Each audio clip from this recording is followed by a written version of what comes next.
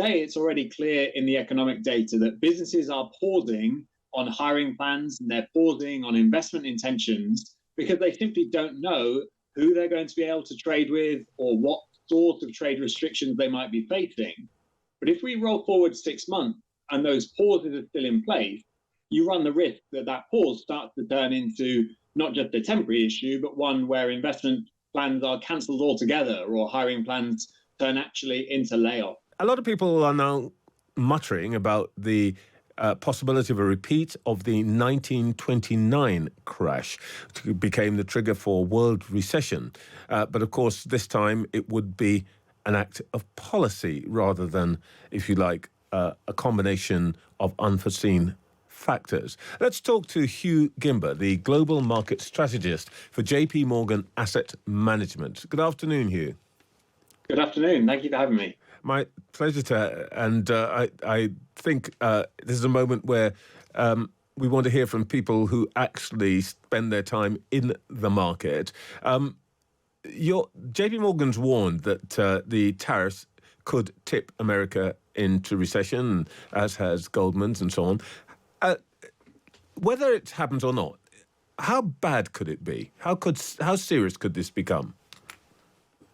I mean, the first point to make there is that the US economy entered this shock in fundamentally good shape. You had corporate balance sheets in good health. You had consumer balance sheets in good health as well. So coming into 2025, broadly, the consensus was feeling relatively optimistic about things because there weren't too many imbalances in the economy.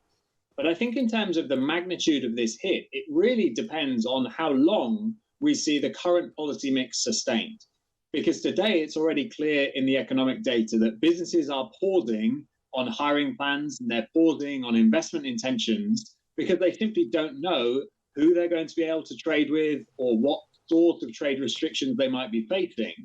But if we roll forward 6 months and those pauses are still in place, you run the risk that that pause starts to turn into not just a temporary issue, but one where investment plans are cancelled altogether or hiring plans turn actually into layoffs. And so that's the key focus for my team at the moment, trying to gauge the extent to which some of the weaker economic data, which we now expect to see over the coming months, might ultimately force the US administration into a more moderate stance.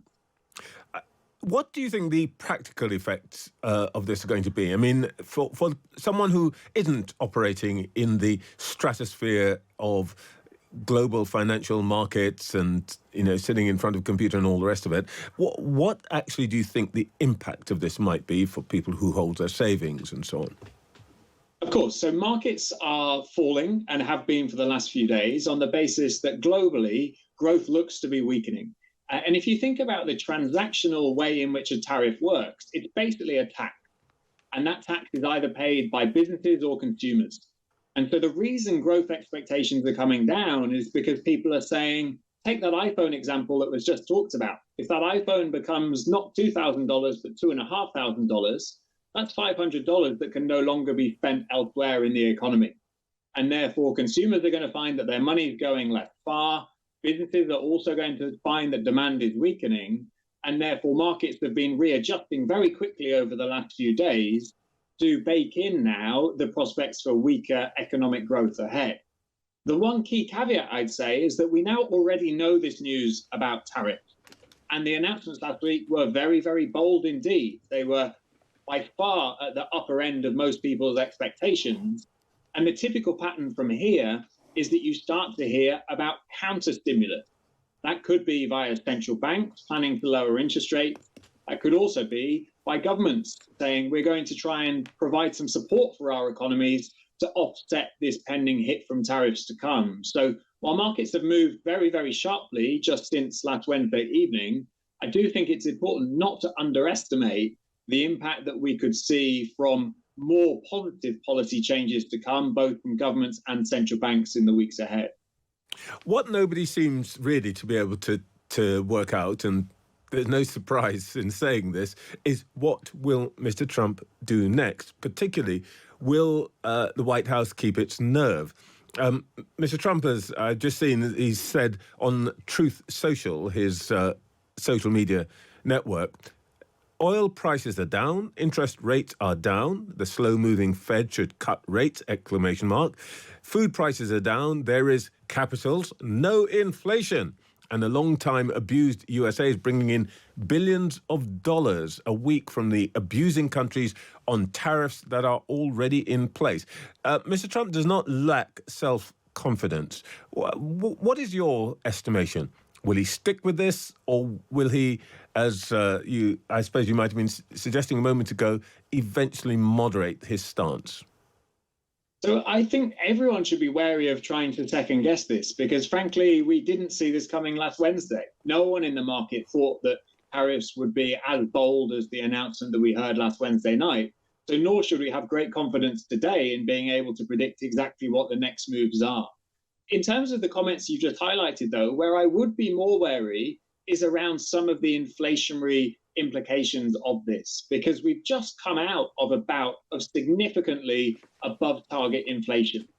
And therefore, trying to dismiss the tariff shock as just a one-off issue for prices that will quickly wash out of the data is something that makes me a little bit more wary. I'm not comfortable in saying that we can dismiss this entirely when it comes to inflation, and nor are the central banks, nor is the Federal Reserve, the US central bank. They were speaking at the end of last week saying, well, we need to be wary about lowering interest rates too quickly, given that there are inflationary consequences of this mix of policy. And so I think ultimately, if there is going to be a turnaround that starts to stabilize markets, it's going to be quite difficult for that to come from the Federal Reserve. I think that will need to ultimately come from this US administration, because a 25 basis point reduction in interest rates, or even a 50 basis point interest rate reduction, is not going to make that much difference in the context of such a large shock to the economy, where we were looking at a tax increase based on last Wednesday's announcements of something like 2.5% of GDP. That's a really big number, and one that it would be difficult for central banks to offset. Hugh, thank you so much for your time this lunchtime. That was Hugh Gimber from JP Morgan Asset Management. Hello, everybody. Mr. President. Good. Any questions? What's going to happen with the market, I can't tell you, but I can tell you our country has gotten a lot stronger. And eventually, it'll be a country like no other. It'll be the most dominant country economically in the world. Is there pain in the market at some point? You're unwilling to tolerate this idea of a Trump put? Is there a threshold? I think your question is so stupid. I mean, I think it's I don't want anything to go down. But sometimes you have to take medicine to fix something. The Chinese Foreign Ministry said that the market has spoken when asked about the tariffs. What do you make of that? The market has spoken when they look at the fact that we have $1 billion trade deficit. When you look at the trade deficit that we have with certain countries, way over $1 billion per country. But with China, it's $1 trillion. And we have to solve our trade deficit with China. We have $1 trillion trade deficit with China. Hundreds of billions of dollars a year we lose with China. And unless we solve that problem, I'm not going to make a deal.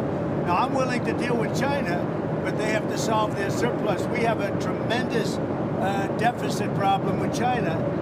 They have a surplus of at least $1 trillion a year. I think it's like $1.1 trillion. And I want that solved. And so China is, they say the market's spoken. China is right now taking a big hit because everyone knows we're right.